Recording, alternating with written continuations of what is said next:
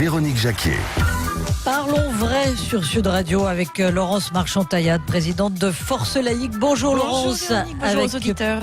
Patrick Mignon qui est vice-président de Debout la France. Bonjour Véronique. Avec Bonjour François Coq, membre de la France Insoumise. Bonjour à tous. Et avec l'avocat Ludovic de Villèle. Bonjour, Véronique. Bienvenue aussi aux auditeurs, bien sûr, que j'invite tout de suite à faire le 0826 300 300 pour participer à nos beaux débats. Alors évidemment, on va écouter vos coups de cœur et vos coups de gueule. Toujours passionnants. Et puis, vous me donnerez votre avis sur le Rassemblement national qui passe devant la République en marche dans notre sondage quotidien IFOP fiducial Sud Radio CNews. Peut-être que le parler trop vrai de Christophe Castaner est dû à une certaine fébrilité parce que la République en marche, oui, se dit quand même que c'est loin d'être gagné pour les européennes. Il y a quand même un vent de fébrilité au sein du pouvoir. On en parlera. On va aussi évoquer la mobilisation des Gilets jaunes qui continue avec barbecue anti-Macron. Ça, c'est à l'appel de François Ruffin. Donc je demanderai évidemment à François Coq, qui est membre de la France Insoumise, si on assume une coloration France Insoumise au sein des Gilets jaunes, et puis si on la cultive ardemment. Et puis j'aimerais aussi vous entendre sur les mesures pour réduire le permis de conduire de 30%. Édouard Philippe en a parlé hier. Alors rien de révolutionnaire, moi me semble-t-il. Est-ce qu'on attaque les choses dans le bon sens? On verra. Est-ce qu'on propose pas un permis de conduire au rabais? Les annonces sont-elles superficielles, hein? Vous me le direz. J'invite évidemment les auditeurs à me faire part de leur réflexion aussi sur le permis de conduire. C'est important, c'est la vie quotidienne, c'est aussi du pouvoir d'achat. Donc le 0826 300 300 pour être avec nous. Commençons par vos coups de cœur et vos coups de gueule. Honneur aux dames, bien sûr, avec Laurence Marchand-Taillade. Les radars, vous voulez nous parler des radars, Laurence? Oui, tout à fait. Alors, il y avait une information ce matin dans un journal local qui annonçait que le gouvernement avait posé 400 nouveaux radars qui sont des radars en hauteur, ces fameux radars suspendus, tourelles, qui permettent, outre de limiter la vitesse, de constater un certain nombre d'autres infractions, et souhaite multiplier par 3 le nombre de radars en 2020. Moi, je trouve qu'on commence à prendre un peu trop les automobilistes pour des tirelires. Il serait temps d'arrêter ce type de développement qui coûte, je le rappelle, extrêmement cher. D'ailleurs, on a eu 75% des radars détruits lors des manifestations des Gilets jaunes, ce qui a coûté 660 millions. km/h. Ça a commencé au moment du 80 km/h, et c'est pour ça que je voulais revenir là-dessus. C'est que parmi les causes de rupture avec la population, il y a justement cette surtaxation des produits pétroliers, des voitures, en règle générale, et en fait de désigner l'automobiliste comme étant le causeur de troubles de l'ensemble des problèmes de la population. Donc, moi, je pense qu'aujourd'hui, il faut arrêter avec ces radars. C'est déjà une dépense qui, à mon sens, est complètement considérable, qui est une dépense absolument inadmissible. Et je pense qu'au contraire, il faudrait davantage punir les personnes qui sont à l'origine d'infractions, voire d'infractions graves, des gens qui conduisent sous l'état du cannabis, sous l'état des médicaments, sous de plus en l'alcool, plus. les médicaments, etc. Et aujourd'hui, on se rend compte que finalement, les peines sont tellement peu importantes qu'elles ne découragent pas suffisamment les personnes qui se rendent coupables de ce type d'infraction. Donc, plutôt que de prévenir de cette façon-là, qui en réalité n'est pas une prévention, mais simplement un impôt supplémentaire, je pense qu'il faut se mettre à punir. Oui, c'est vrai que c'est pas mal de voir les choses comme ça, un impôt supplémentaire, hein, l'instauration de ces radars tourelles un peu partout en France. On sait que c'est un combat de Debout la France, hein, oui, d'être contre les radars, oui, d'être pour les automobilistes farouchement. Surtout pour les automobilistes, je suis tout à fait d'accord avec Laurence Marchand-Taillade. Moi, je considère que le mouvement insurrectionnel qui a commencé le 17 novembre avec les Gilets jaunes n'est pas tendu à un problème de surtaxe. C'est sûr qu'il y avait un problème de gros pouvoir d'achat. C'est surtout cette impression qu'on n'a plus de liberté. Et ces radars, ces 80 km/h, ça a vraiment été la goutte d'eau. Il y a une forme de raquette aussi, voilà. Ça, oui, c'est un racket, mais c'est surtout la goutte d'eau. On gère les vies des gens jusque dans leurs plus infimes détails. Et ces 80 km/h n'étaient absolument pas pertinents, surtout face aux problèmes que rencontraient les gens. Voilà. C'est surtout, je pense que lorsque l'on veut s'attaquer aux vrais problèmes des causes de l'accident, des accidents de la route, il faut s'attaquer à la question de l'alcoolisme. Oui. Et en l'occurrence, on a quand même un ministre, je vous rappelle, de l'Agriculture, qui nous a dit que finalement, le vin n'était pas un alcool. Donc, il y y a aussi cette problématique-là qui va devoir être attaquée, c'est-à-dire qu'on doit aussi rendre responsables les Français de leur comportement.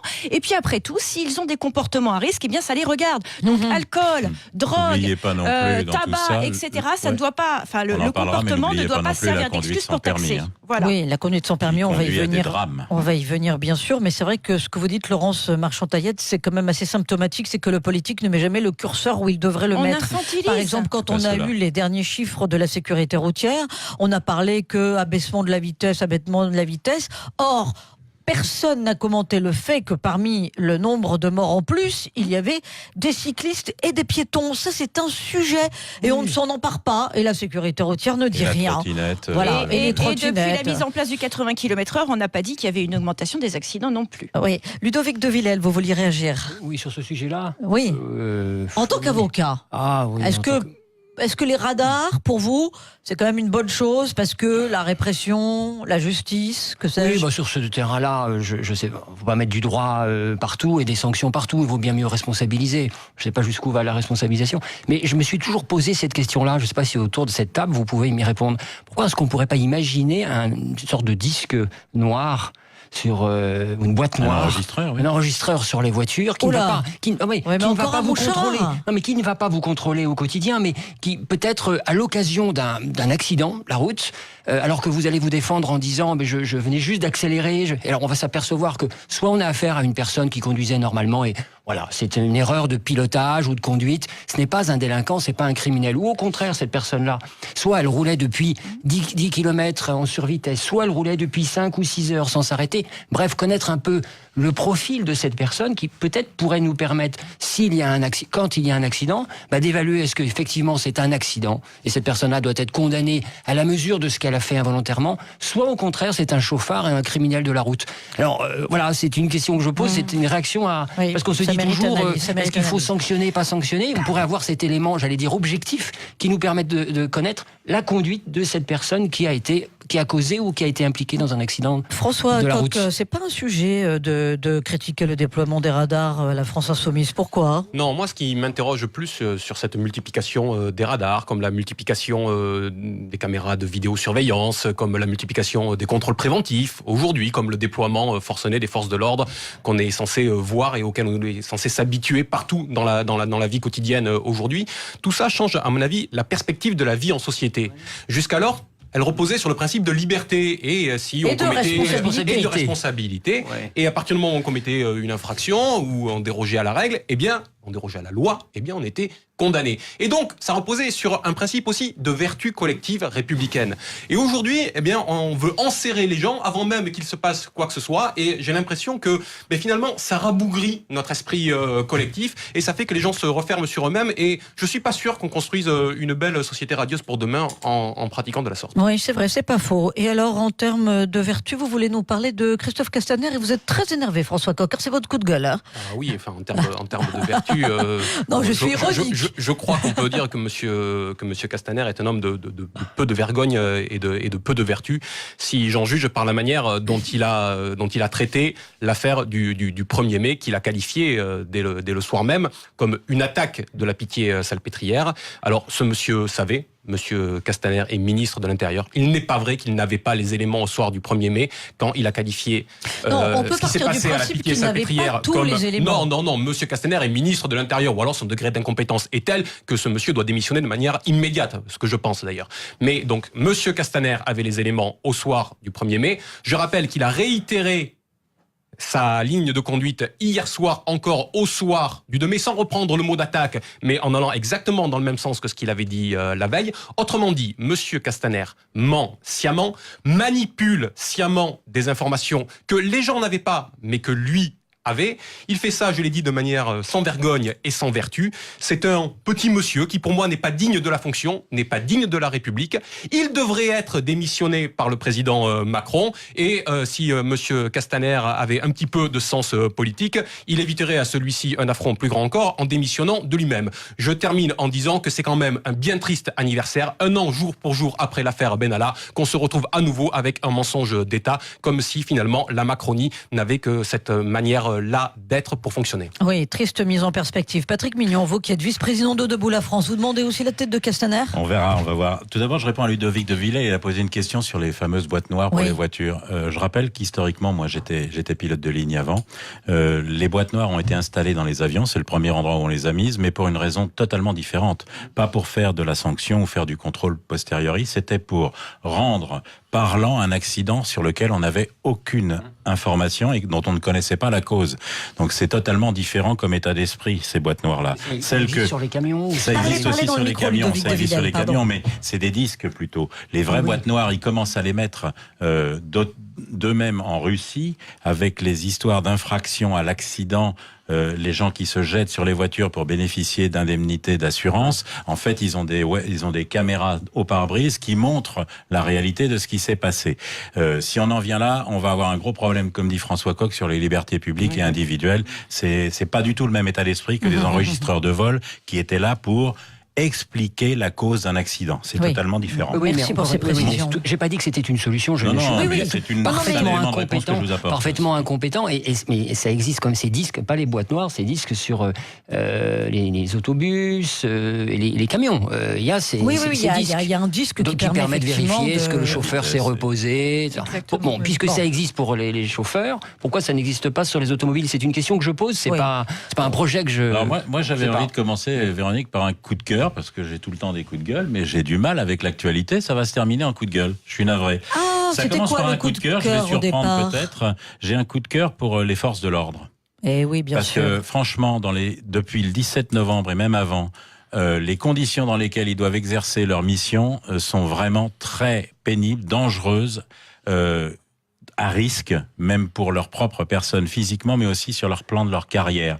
Je n'excuse pas pour autant ce qu'on voit dans les polémiques actuelles de celui qu'on voit ramasser un pavé pour le balancer, ou l'autre caparaçonné qui met une gifle à une personne âgée. Très franchement, c'est pas le métier. Mais rappelons que quand il y a ce type de débordement, il y a toujours des enquêtes. Alors que l'IGPN est tout de suite saisi. Bon. Globalement, moi, je leur donne un grand coup de cœur parce que bravo, chapeau, c'est quand même très compliqué de faire ce qu'ils font avec la fatigue et avec les choses. Mais ça se termine tout de suite en coup de gueule, comme l'a dit François Coq, contre ce qu'est-ce gouvernement. Qui vous rend grognon ? Mais écoutez, on est face à un gouvernement et une Macronie qui a une communication nauséabonde, et je pèse mes mots. Franchement, on instrumentalise tous les événements à charge contre les gens qui veulent pouvoir manifester normalement. Mais mon coup de gueule s'étend donc à Monsieur Castaner, s'étend au président Macron, il s'étend aussi à la ministre Madame Buzyn, à son directeur de la PHP, Monsieur Hirsch, qui était beaucoup plus tranquille quand il était dans d'autres fonctions.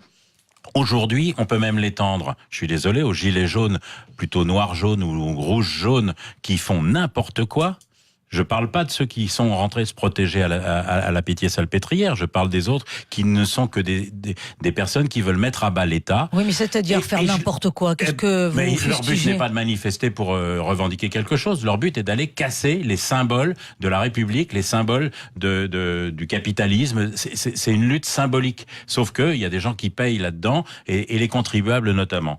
Enfin, je rappelle quand même que j'étends ça aussi aux partis politiques qui soutiennent ces mouvements insurrectionnels.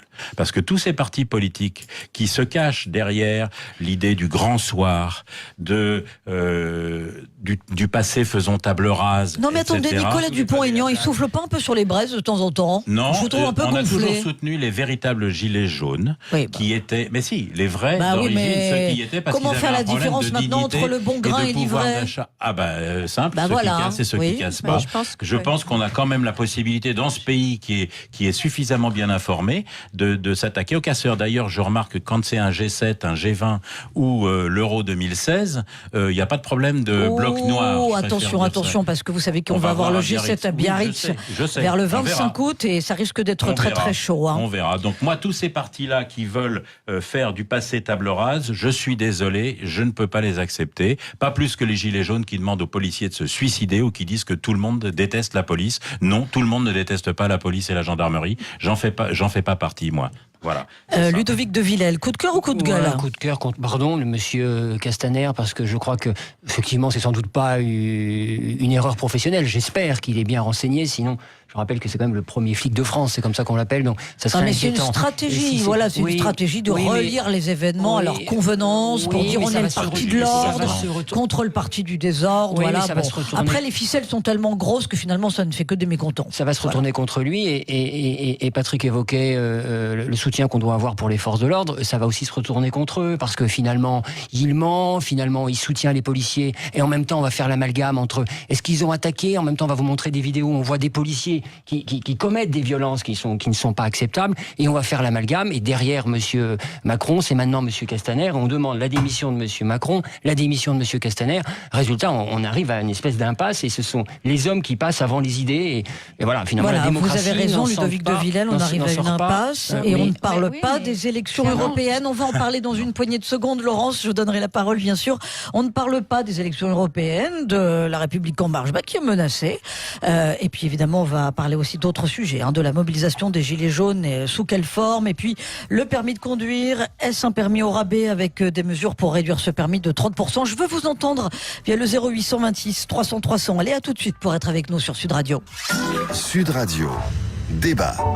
Les magasins U ne tombent jamais en panne d'idées pour vous permettre de faire des économies et ils s'engagent à vous offrir des prix inratables. Le directeur du magasin nous le confirme. Tout à fait. Aujourd'hui et demain, si vous voulez faire le plein d'économies, passez donc à la station-service. Où ça vous dites? À la station-service de votre magasin U. Nos carburants sont à prix coûtant, mais c'est seulement aujourd'hui et demain. Le carburant à prix coûtant, c'est vraiment un bon tuyau. U. Commerçons autrement. Hors carburant E85 et GPLC, voir conditions et liste des magasins participants sur magasin-u.com.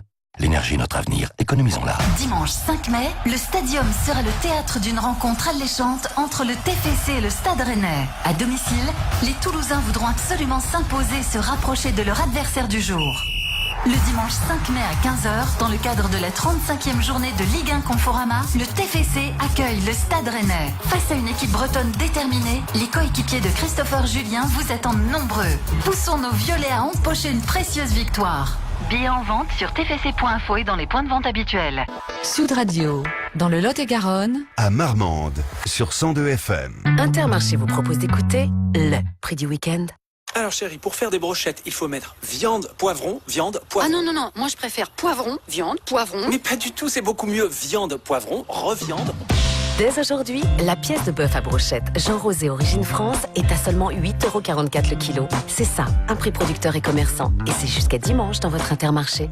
Intermarché, tous unis contre la vie chère depuis 50 ans. Viande bovine, pièce à brochette. Pour votre santé, évitez de grignoter. Passionné de moto, vous allez vibrer. Le week-end des 4 et 5 mai, le championnat de France Superbike revient sur le circuit Paul Armagnac à Nogaro. Un programme incroyable vous attend. 150 pilotes et 12 départs de course sur le week-end. Un spectacle extraordinaire avec 6 catégories. Superbike, Supersport 600 et Supersport 300. Mais aussi Prémoto 3, Sidecar et European Bike. Les 4 et 5 mai, c'est le championnat de France Superbike sur le circuit Paul Armagnac à Nogaro, dans le Gers. Infos et réservations sur circuit-nogaro.com.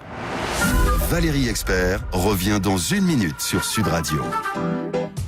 On m'annonce à l'instant un bouleversement pour vos espaces verts. Une nouvelle enseigne à votre service, Jardigreen. La fiabilité et la qualité des plus grandes marques. John Deere, Monsieur Jardinage, Style, Honda, Jardigreen, du matériel pour entretenir le jardin pour particuliers et professionnels, des conseils en plus.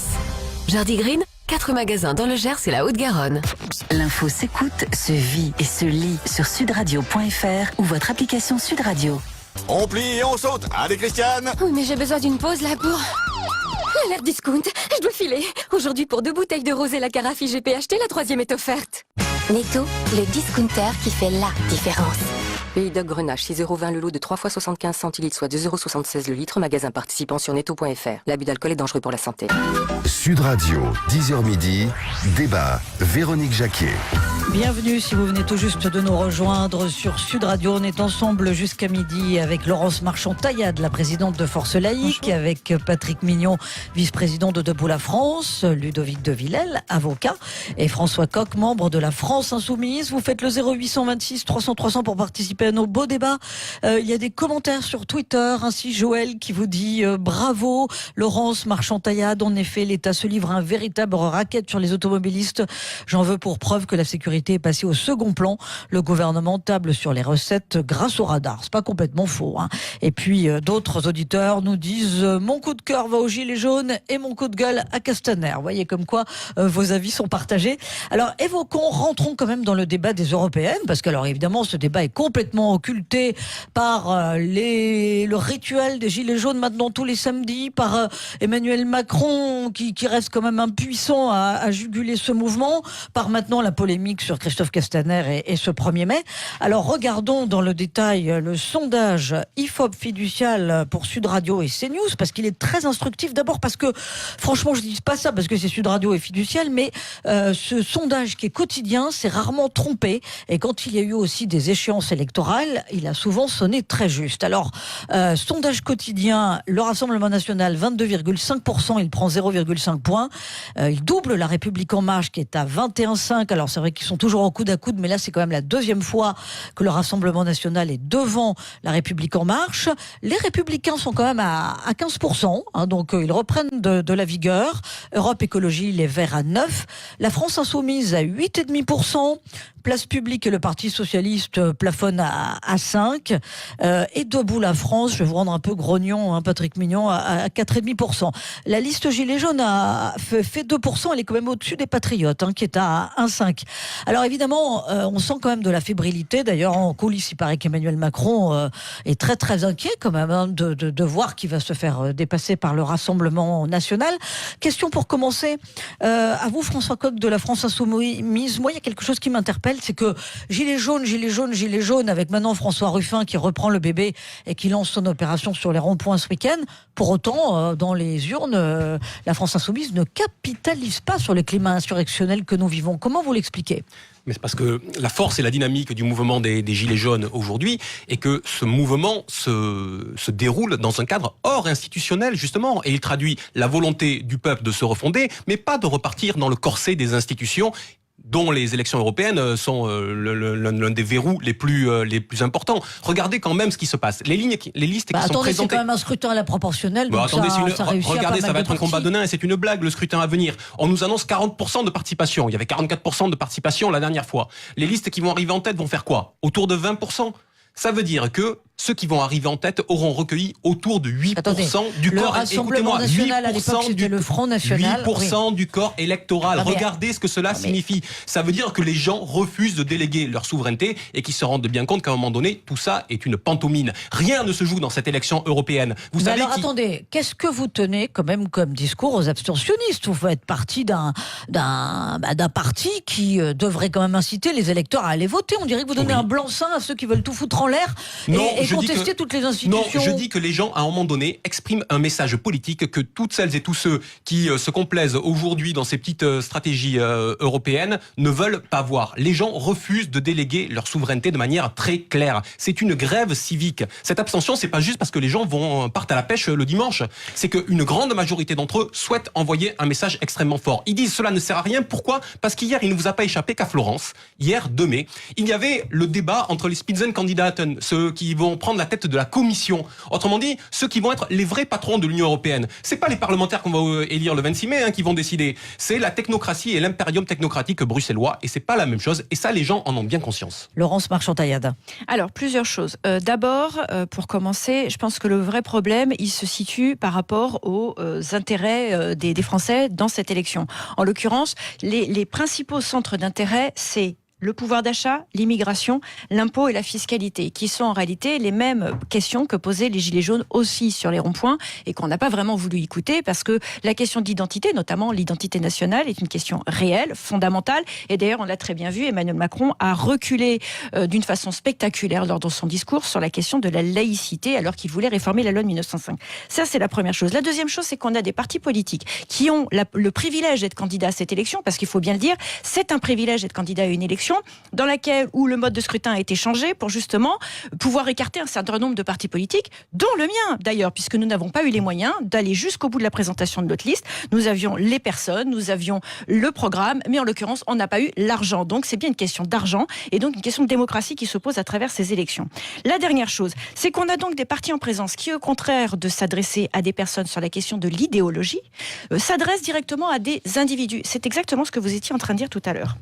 C'est-à-dire qu'on a d'un côté des populistes qui disent « moi je soutiens les gilets jaunes » et de l'autre côté on a des gens qui font vraiment de la politique. Et faire de la politique, c'est considérer qu'on est capable de poser une idéologie, qu'elle soit populaire ou qu'elle ne le soit pas, mais en tout cas qu'on soit capable de poser une idéologie plutôt que de dire « je soutiens des personnes ». Et aujourd'hui, le débat politique en France crève de ne plus avoir personne qui soit en capacité de construire des programmes, de porter une idéologie et de ne pas en changer tous les 4 matins parce qu'il y a 20 pèlerins dans la rue. C'est passionnant de vous entendre, Laurence Marchand-Taillade. Allez, on revient sur ce débat sur le lancement des européennes avec mes invités, évidemment, Patrick Mignon, Laurence, Ludovic de Villèle et François Coq, et les auditeurs via le 0826 300 311h26 sur Sud Radio.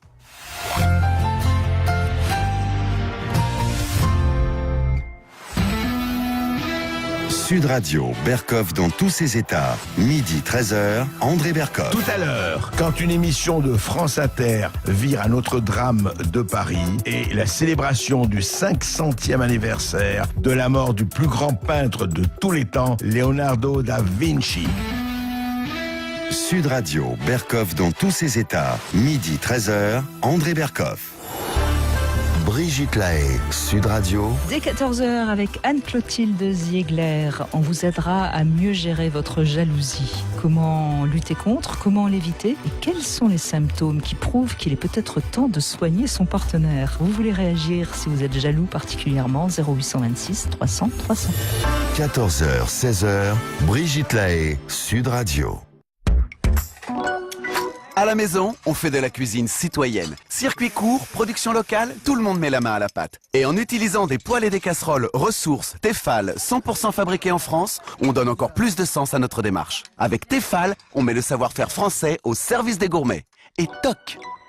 En ce moment et jusqu'au 30 septembre, Tefal vous fait bénéficier d'une offre exceptionnelle. Pour l'achat d'un produit de la gamme Ressources, une poêle Ressources de 24 cm offerte. Conditions et magasins participants sur tefal.fr. TF1, The Voice, place au battle. Les 8 talents de chaque équipe vont s'affronter dans des battles nouvelle version. Quels talents vont convaincre leur coach pour accéder au grand show en direct? The Voice, présenté par Nico Saliagas, demain à 21h sur TF1. En association avec les Indes Radios. Dumont Campeur 31 vous invite aux 4 jours de portes ouvertes du jeudi 9 mai au dimanche 12 mai inclus. Retrouvez nos modèles de camping-car 2019, mais aussi nos occasions et des stockages. Nos véhicules en stock peuvent être livrés très rapidement. Alors venez rêver d'évasion en découvrant nos conditions exceptionnelles dans notre deuxième concession Dumont Campeur 31 à Pompertusa en Haute-Garonne sur la RN 113 du jeudi 9 mai au dimanche 12 mai. Info sur www.camping-car-dumont.fr. Valérie Expert revient dans 1 minute sur Sud Radio. Carrefour. En ce moment chez Carrefour et Carrefour Market, il y a 30% d'économie sur de nombreux produits. Mais oui, c'est ça. De nombreux produits. Et on peut savoir lesquels? Non, mais parce que je connais vos... Eh bien, par exemple, sur le Scotch Whisky Label 5. Alors là, je dis oui. Et je dis pas souvent oui. Jusqu'à dimanche, chez Carrefour, Carrefour Market et leur drive, profitez de 30% d'économie créditée sur votre carte Carrefour sur le Scotch Whisky Label 5. Carrefour. 1 litre, modalité magasin ouvert dimanche sur carrefour.fr. Pour votre santé, attention à l'abus d'alcool. Avec Brico Dépôt, vos projets passent à l'action. Oui, passez à l'action avec cet arrivage exceptionnel de tondeuse thermique. Mais oui, la tondeuse thermique Tracté Woodstar, 173 cm3, est au prix incroyable de 259 €. 259 € seulement pour cette tondeuse puissante, avec une grande largeur de coupe et sa batterie rechargeable en roulant. Parfait pour passer à l'action. La qualité, le prix, Brico Dépôt, l'essentiel en 2 mots. Depuis ce matin 7h en quantité limitée. Ouverture exceptionnelle le 8 mai dès 8h, sauf Alsace-Moselle. Sud Radio, 10h midi, débat, Véronique Jacquier.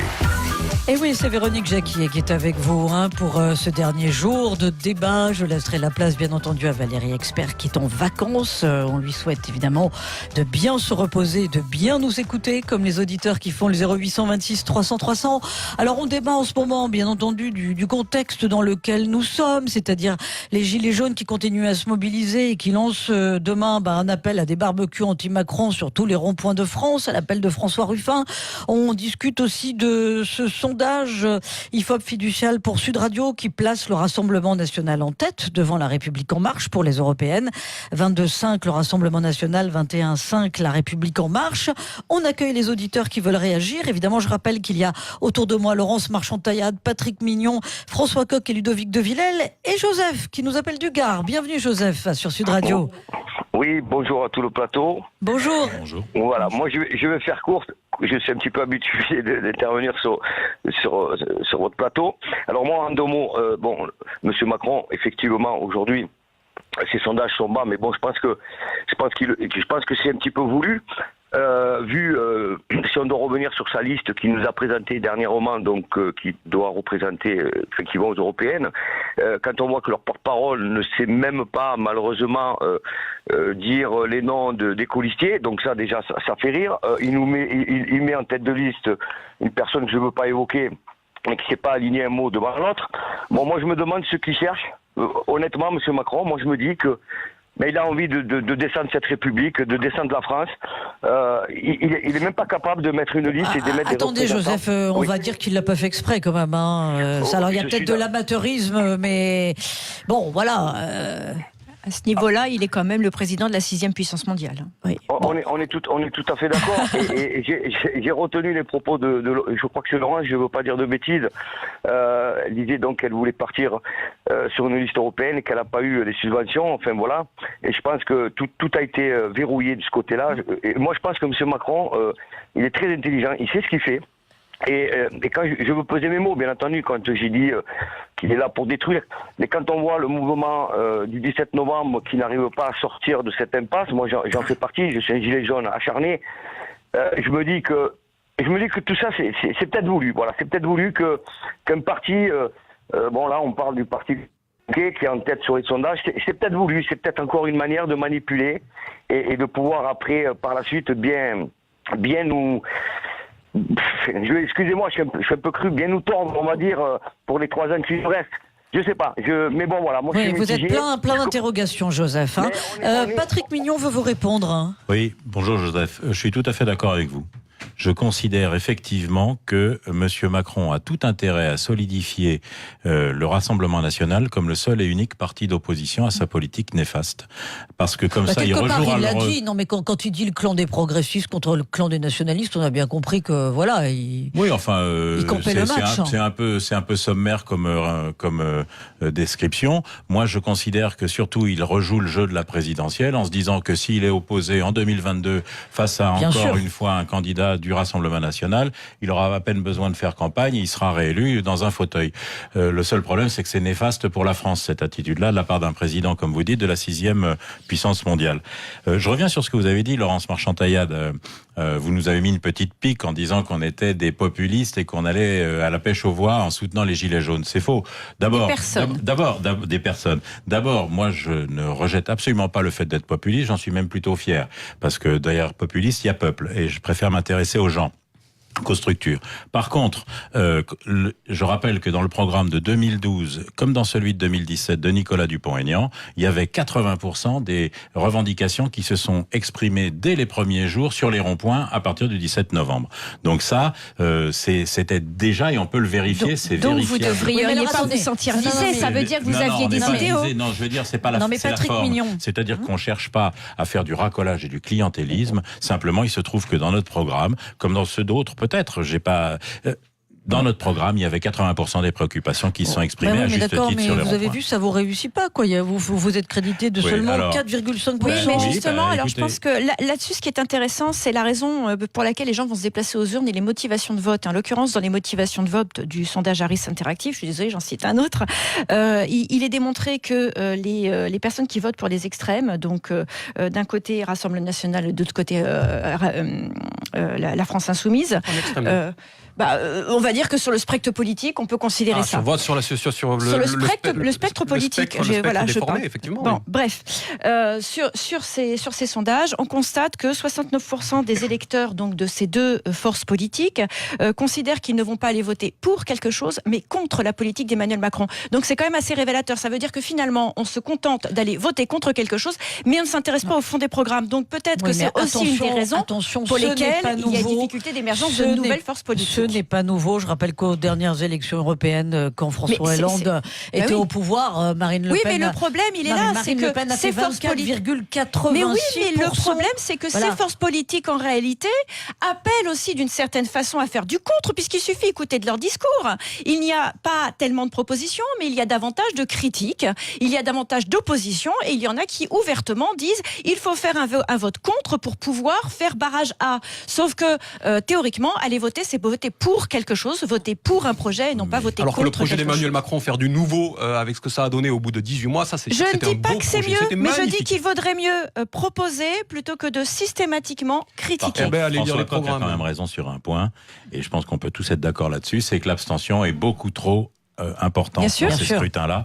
Et balayons devant notre porte, c'est certainement que nous, et c'est une cause des 4,5%, on n'est pas assez audible, on n'arrive pas assez à faire passer notre programme parce que nous avons un programme, mais on tombe aussi dans le piège institutionnel que vous avez dénoncé et que François Coq a dénoncé, c'est-à-dire qu'on ne s'intéresse pas au fond des programmes parce que la campagne n'a même pas vraiment commencé, c'est juste quelques meetings, on s'intéresse à l'écume et aux affaires des manifestations. Je ne vais pas me faire l'avocat du diable, je vais donner la parole à un avocat. Différent de chacun des programmes que nous proposons. Non mais d'abord, on a des politiques qui ne savent pas nous faire aimer l'Europe, et deuxièmement, la campagne des Européennes est toujours très courte en France. Voilà. Et puis, on a eu des débats, on a eu 3 débats qui étaient d'un niveau bac à sable. Donc le problème, il est là, c'est qu'on a aussi des responsables politiques qui ne se hissent pas. Je suis d'accord. Ludovic de Villèle. Vous avez raison, le problème est là. Et puis il y en a un second, c'est que dès qu'on a des problèmes, que ce soit les gilets jaunes, la violence ou autre, ou la fiscalité, ou la vieillesse, c'est la faute de l'Europe. Donc de toute façon, quand on n'en parle jamais, et quand on en parle, c'est la faute de l'Europe. C'est avec ça,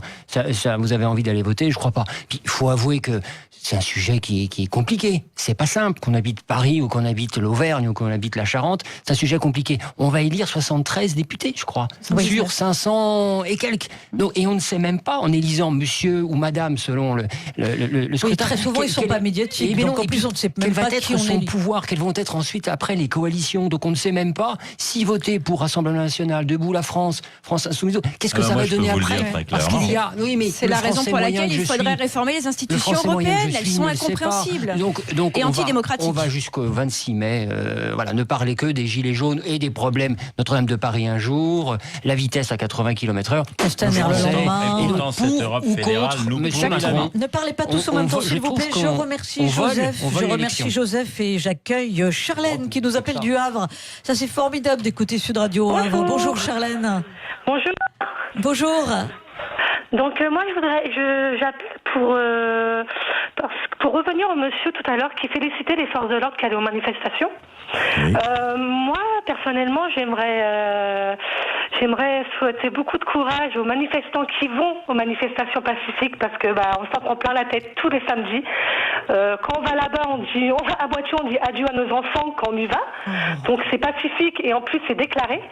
Et j'aimerais savoir si vous avez été une seule fois sur le terrain, mais vraiment au cœur du terrain, pour voir comment ça se passait. Bien sûr, bien sûr, on est en campagne. Vous restez positif sur les forces de l'ordre, comment ça se passe? Mais oui, bien sûr, mais parce que vous détournez mes propos. Ce dont je parle, et j'ai pourtant mis un préambule en parlant des membres des forces de l'ordre qui se comportaient mal et qu'on voit toujours dans les photos, de la même manière, je dénonce aussi les gilets jaunes qui se comportent mal et qui cassent. Et ça n'empêche que des deux côtés, il y a des gilets jaunes tout à fait raisonnables, responsables, pacifistes qui ne veulent aller là qu'en manifestant et sans rien d'autre, et dont on pourrit la manifestation parce qu'on a un gouvernement qui donne des instructions de pourrir ces manifestations, soit par laxisme, soit par un excès d'intervention des forces de l'ordre. Encore une fois, les individus forces de l'ordre, dans leur très grande majorité, ne sont pas en cause. C'est le ministre de l'Intérieur, c'est le Premier ministre, c'est le Président de la République qui donne les ordres. Et c'est pareil pour les Gilets jaunes dont vous faites partie. Et quand je suis allé sur certains ronds-points ou dans certaines manifestations, c'était pareil. Et j'ai vécu ça quand j'étais étudiant, quand il y a eu des manifestations.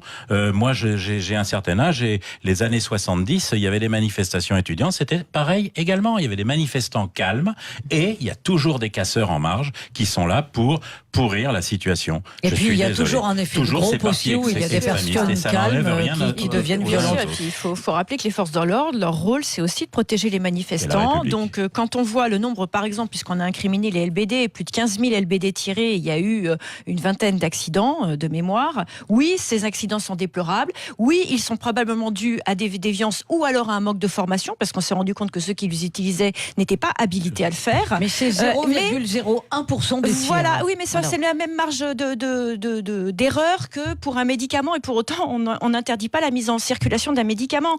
La question, c'est vraiment l'utilisation en soi des LBD et les personnes qui sont derrière ces armes. Mais on ne peut pas accepter non plus de se retrouver comme des pays au Venezuela, par exemple, on tire à armes réelles sur les manifestants. Donc il faut quand même rappeler qu'on est dans un état de droit, dans une république, que les policiers répondent à des ordres, et effectivement on doit soutenir nos policiers, parce qu'il faut rappeler quand même qu'il y a une augmentation des suicides, que l'année dernière il y a eu 2000 policiers blessés pendant les interventions, et que cette année on est déjà à plus de 1000, ce qui veut dire qu'on a presque triplé les chiffres. Et qu'on est tout à fait content de les trouver, de les saluer, surtout, et de les applaudir quand il y a des attentats. C'est comme si je disais à cette dame qui va sur les ronds-points qu'elle est responsable de ceux qui ont annoncé et qui ont dit aux policiers de se suicider. Je ne l'assimile absolument pas avec ça, et elle ne doit pas nous assimiler avec des gens des forces de l'ordre qui, très minoritairement, commettent des actions qu'ils ne devraient pas commettre. Ils vont à l'encontre de la doctrine. Pardon, merci à Charlène qui nous appelait du Havre pour son intervention. Vous faites comme Charlène, le 0826 300 300.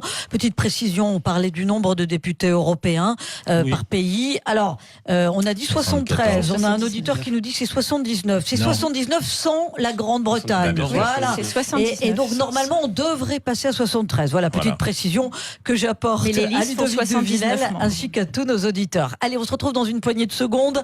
0826 300 300, bien sûr, pour être avec nous, pour réagir sur la poursuite du mouvement des Gilets jaunes d'une façon un petit peu différente, avec ces barbecues anti-Macron, sur les ronds-points ce week-end. Il va pas faire très beau, ça c'est un peu dommage évidemment pour ce type de mobilisation. Et puis j'aimerais avoir votre avis aussi, Patrick Mignon, Laurence Marchand-Taillade, Ludovic de Villèle et François Coq, sur la nouvelle mouture du permis de conduire telle qu'elle a été annoncée hier par Édouard Philippe. À tout de suite sur Sud Radio.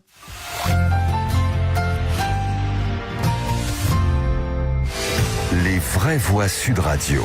Christophe Bordet. Le menu est chargé, les amis. Castaner est-il fragilisé après avoir dénoncé une attaque contre l'hôpital de la Pitié-Salpêtrière le 1er mai lors de la manif, ce qui semble faux au final? Le ministre de l'Intérieur doit-il démissionner? 0826 300 300. Autre débat des vraies voix. Auchan qui a perçu des millions de l'État pour créer des emplois et qui ferme au final plus d'une vingtaine de magasins. Auchan doit-il rembourser les Français? Là aussi, on vous attend. Notre vraie voix du jour, Fabienne Thibault, pour son livre Starmania, mon Starmania, chez Pygmalion, édition. À tout à l'heure.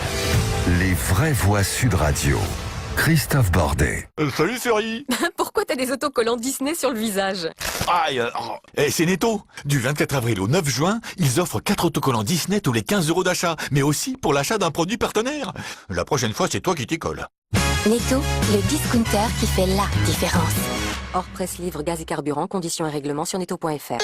Bonjour, bienvenue chez Comme J'aime. Menteur, ça marche pas votre truc. Madame, je sais qu'il y a des gens qui ont du mal à y croire, et pourtant, je vous assure que Comme J'aime, ça marche. Vous avez déjà essayé? Bah non. Alors justement, c'est pour les personnes aussi sceptiques que vous que nous proposons de tester une semaine gratuite.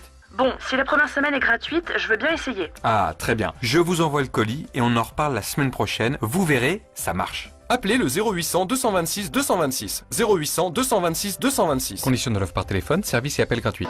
Sud Radio. Dans le Lot-et-Garonne. À Agen. Sur 102.3. Auchan et la vie change. Grâce au coup de pouce Prime Énergie Auchan, c'est la vie de Romain qui change. Avec une prime exceptionnelle pouvant aller jusqu'à 5 000 €. Romain, ça fait des années que vous êtes ensemble, c'est le moment de lui dire adieu. À ta vieille chaudière. Sois fort, Romain. Grâce au coup de pouce Prime Énergie Auchan, remplacez votre ancienne chaudière par un nouveau système de chauffage. Auchan. Liste des travaux de chauffage éligibles et conditions sur primeenergieauchan.fr. Montant maximum donné à titre indicatif, crédité sur votre compte Wahoo. L'énergie est notre avenir, économisons-la. L'anniversaire Castorama continue. Et pour ses 50 ans, le sac de 40 outils Magnusson nous interprète du bon boulot. C'est pro, c'est précis. Tournevis, râpe, pince, marteau. 40 outils garantis à vie pour 39,90 € en quantité limitée jusqu'au 13 mai. Oui, 39,90 €. Ça, c'est un prix qui donne de la voix. Et si vous trouvez moins cher ailleurs, on vous rembourse 2 fois la différence. Castorama, c'est tous les jours qu'il vous faut des prix bas. Voir conditions en magasin, retrouvez les magasins ouverts le 8 mai sur castorama.fr.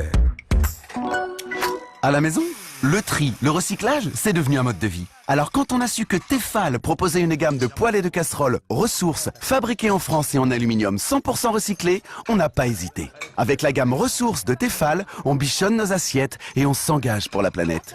Et toc!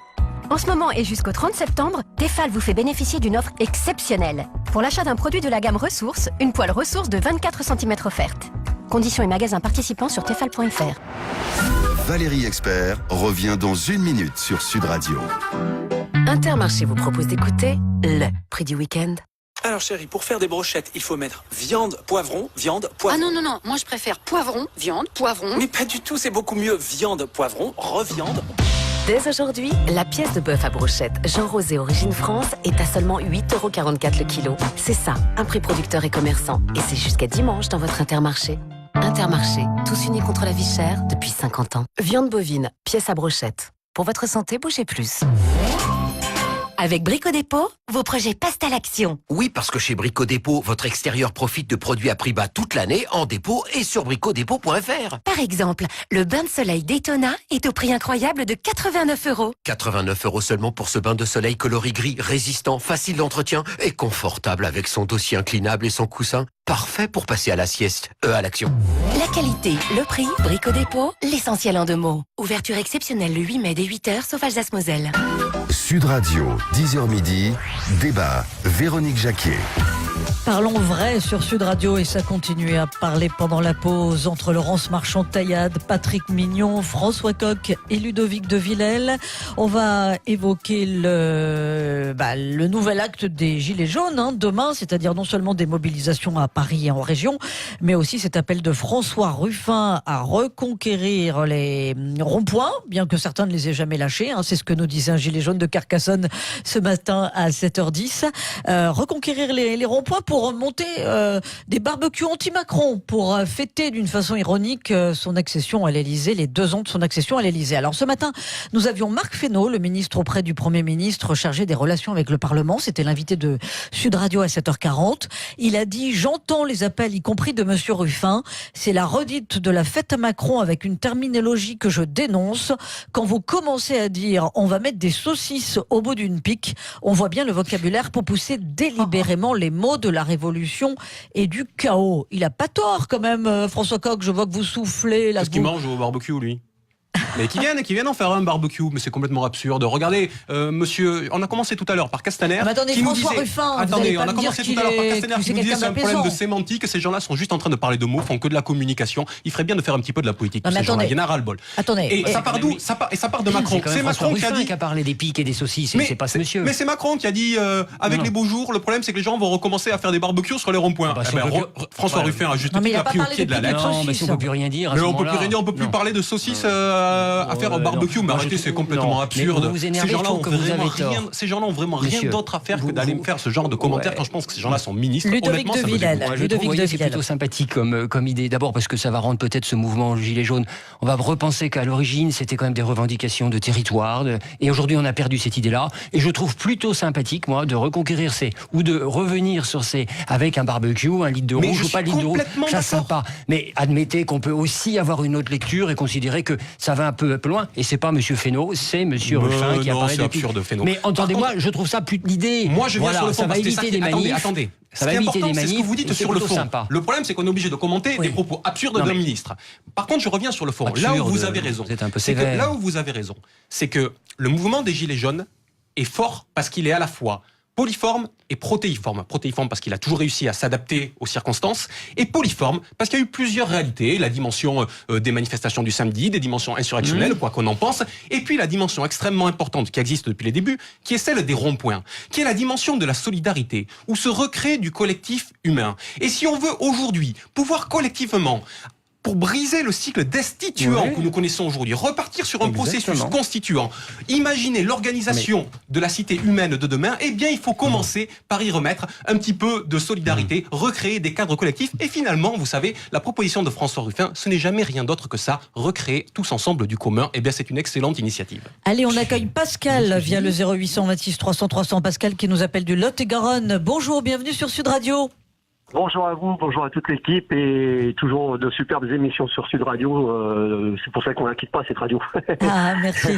Alors, mais ça c'est clair. Voilà, donc on va parler un petit peu de Ruffin parce que nous, on a eu Kéfir qui est venu sur le rond-point de Villeneuve nous faire une diffusion justement sur Je veux du soleil à la mémoire de notre ami Olivier qui était décédé à Agen suite à le 22 décembre par rapport à un gars qui l'avait écrasé avec son camion.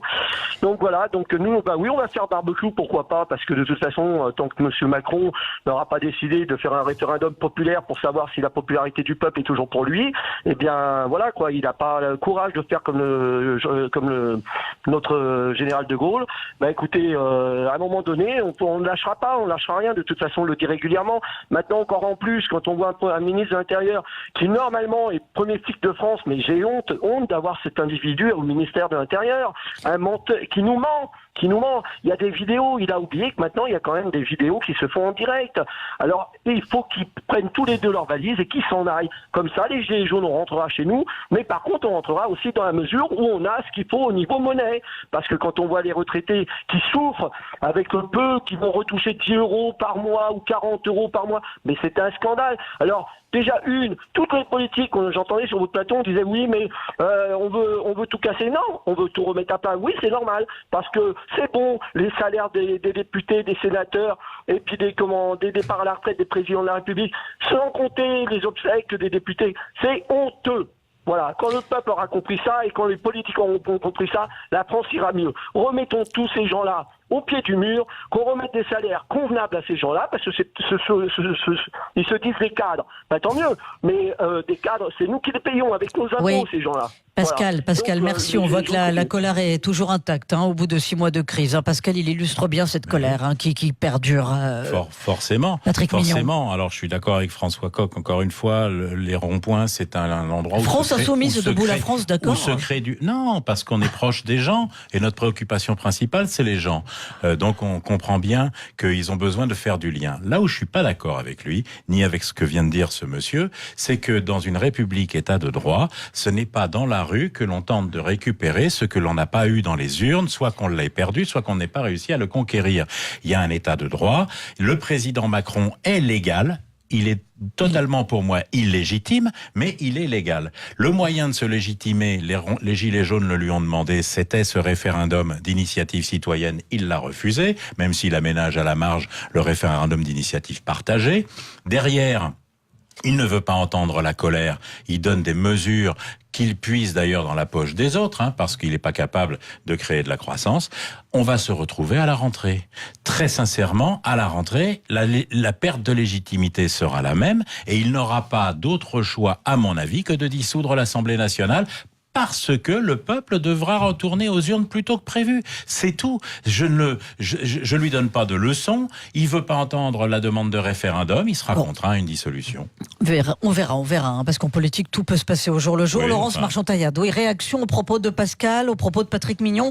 Et puis, j'aimerais aussi avoir votre avis sur ce permis de conduire, là, que nous annonce Édouard Philippe. Je vais essayer de faire un concentré, parce que je vois qu'effectivement, l'horloge tourne. Alors d'abord, je pense qu'il y a exagération un petit peu des deux côtés. C'est-à-dire que d'un côté, on a un gouvernement qui clairement n'a apporté comme solution que des mesurettes de saupoudrage avec des avantages, un certain nombre d'avantages catégoriels, mais en réalité il n'y a aucune réponse politique puisqu'on a renvoyé ça aux calendes grecques avec des commissions, avec des rapports qui doivent être rendus, mais finalement on n'a pas de réponse politique et en l'occurrence la réponse institutionnelle qui est apportée c'est la loi de réforme des institutions qui était portée avant l'affaire Benalla, qui n'apporte pas de solution à mon sens puisqu'en réalité on va réduire le nombre d'élus, ce qui veut dire qu'on va réduire aussi les interlocuteurs du peuple dans la rue.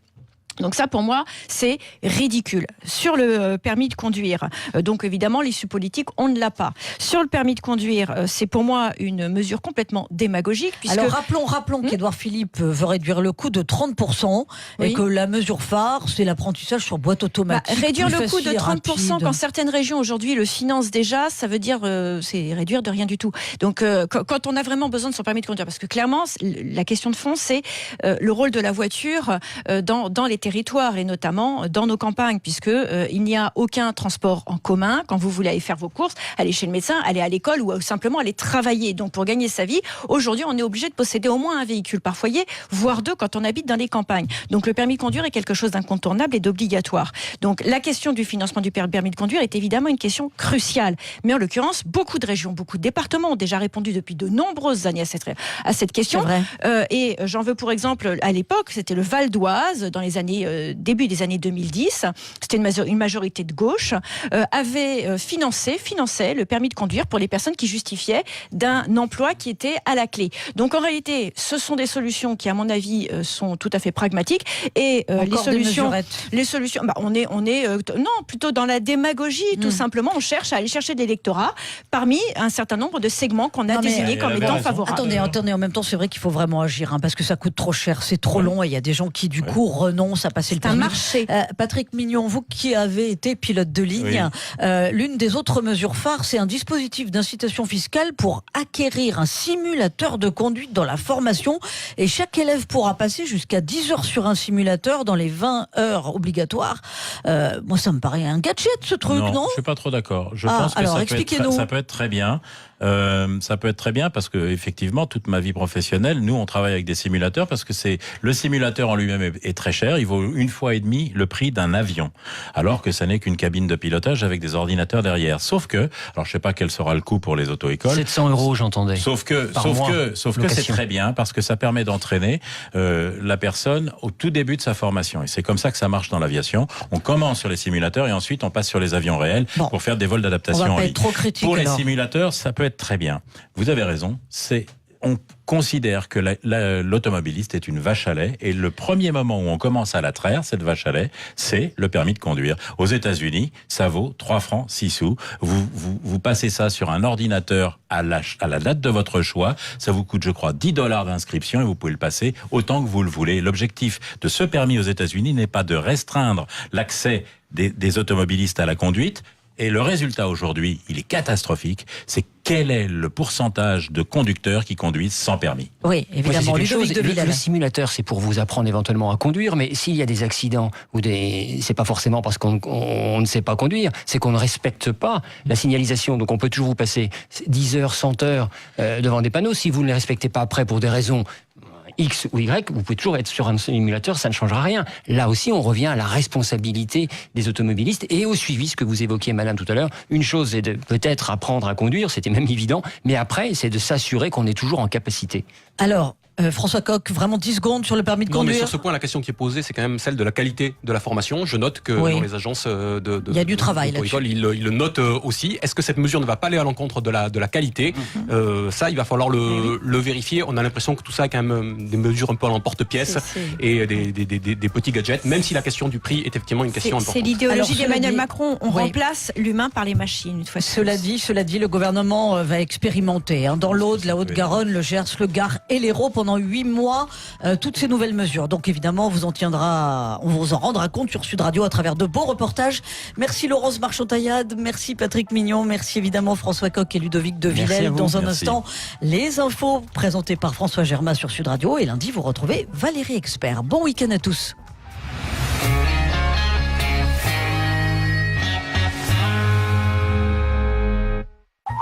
Une bonne idée but pour ce week-end? Rendez-vous au rayon déco. Mettez ce qui vous plaît